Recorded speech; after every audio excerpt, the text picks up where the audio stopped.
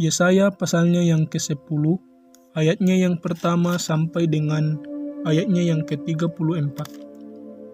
Firman Tuhan berbunyi, "Celakalah mereka yang menentukan ketetapan-ketetapan yang tidak adil, dan mereka yang mengeluarkan keputusan-keputusan kelaliman untuk menghalang-halangi orang-orang lemah mendapat keadilan dan untuk merebut hak orang-orang sengsara di antara umatku, supaya mereka dapat merampas milik janda-janda dan dapat menjara anak-anak yatim.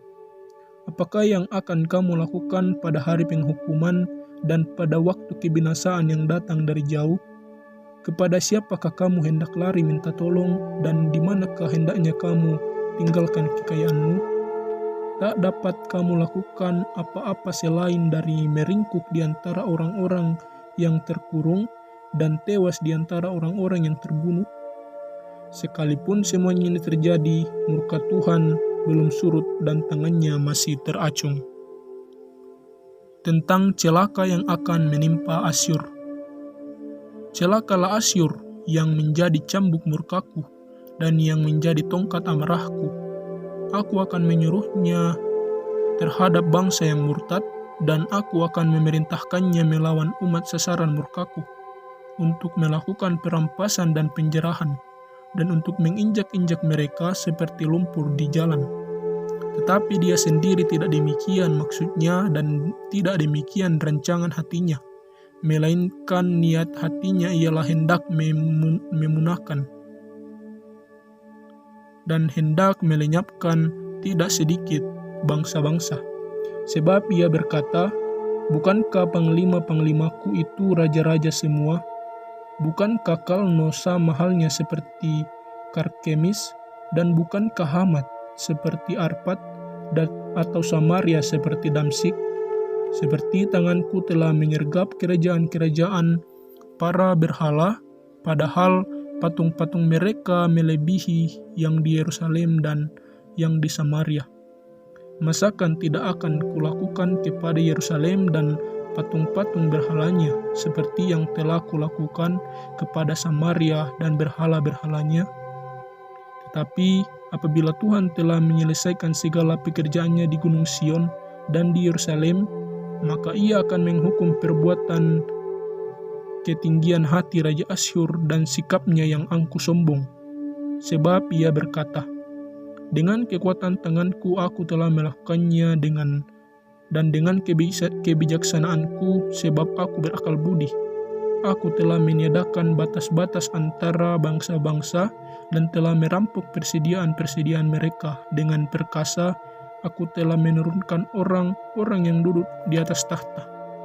Seperti kepala sarang burung, demikianlah tanganku telah meranjau kepada kekayaan bangsa-bangsa, dan seperti orang meraup telur-telur yang ditinggalkan induknya, demikianlah aku telah meraup seluruh bumi, dan tidak seekor pun yang menggerakkan sayap, yang mengangkat paruh, dan yang menciap-ciap.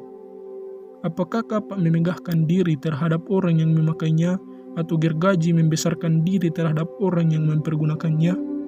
Seolah-olah gada menggerakkan orang yang mengangkatnya, dan seolah-olah tongkat mengangkat orangnya yang bukan kayu. Sebab itu Tuhan semesta alam akan membuat sengsara orang-orang yang tegap menjadi kurus kering, dan segala kekayaannya akan dibakar habis dengan api yang menyala-nyala. Maka terang Israel akan menjadi api, dan Allahnya yang Maha Kudus akan menyala-nyala, dan akan membakar dan memakan habis putri malu dan rumputnya pada satu hari juga. Keindahan hutan Asyur dan kebun buah-buahannya akan dihabiskannya, dari batangnya sampai rantingnya, sehingga akan menjadi seperti seorang sakit yang merana sampai mati. Dan sisa pohon-pohon hutannya akan dapat dihitung banyaknya, sehingga seorang anak dapat mencatatnya.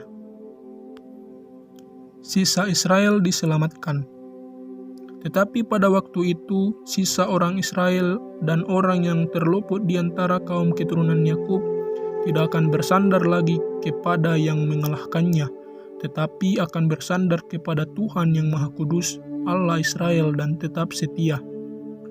Suatu sisa akan kembali, sisa Yakub akan bertobat di hadapan Allah yang perkasa. Sebab, sekalipun bangsamu hai Israel, seperti pasir di laut banyaknya, namun hanya sisanya akan kembali. Tuhan telah memastikan datangnya kebinasaan, dan dari situ timbul keadilan yang meluap-luap. Sungguh kebinasaan yang sudah pasti akan dilaksanakan di atas seluruh bumi oleh Tuhan, Tuhan semesta alam. Sebab itu beginilah firman Tuhan, Tuhan semesta alam.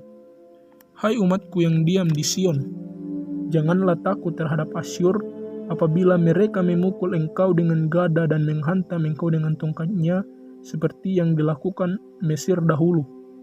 Sebab sedikit waktu lagi amarahku atasmu akan berakhir, dan murkaku akan menyebabkan kehancuran mereka. Tuhan semesta alam akan mencambuk mereka dengan cemeti, seperti ia menghajar Midian di gunung batu Oreb, dan mengayunkan tongkatnya di atas laut Teberau, dan mengangkatnya seperti di Mesir dahulu. Pada waktu itu, beban yang ditimpakan mereka atas bahumu akan terbuang, dan kuk yang diletakkan mereka di atas tengkukmu akan lenyap. Orang Asyur maju menyerang. Asyur telah muncul dari Ribon dan telah datang menyerang Ayat. Ia telah lewat dari Migron, dan di Mikmas diaturnyalah perbekalan. Mereka telah menyeberang dari jurang penyeberangan sambil berteriak, "Gebah tempat permalaman kita." Penduduk Rama gemetar, penghuni Gibea Saul melarikan diri. Keluarkanlah jeritanmu, hai putri Galim. Perhatikanlah, hai Laisia. Jawablah dia, hai Anatot. Penghuni Madmena lari jauh-jauh, penduduk Gebim pergi mengungsi. Hari ini juga Asyur akan berhenti di Nob, mengacung-acungkan tangannya ke arah gunung Putri Sion, bukit Yerusalem. Lihat, Tuhan semesta alam akan memotong dahan-dahan pohon dengan kekuatan yang menakutkan. Yang tinggi-tinggi tumbuhnya akan ditebang, dan yang menjulang ke atas akan direndahkan. Belukar rimba akan ditebas dengan kapak, dan Libanon dengan pohon-pohonnya yang hebat akan jatuh.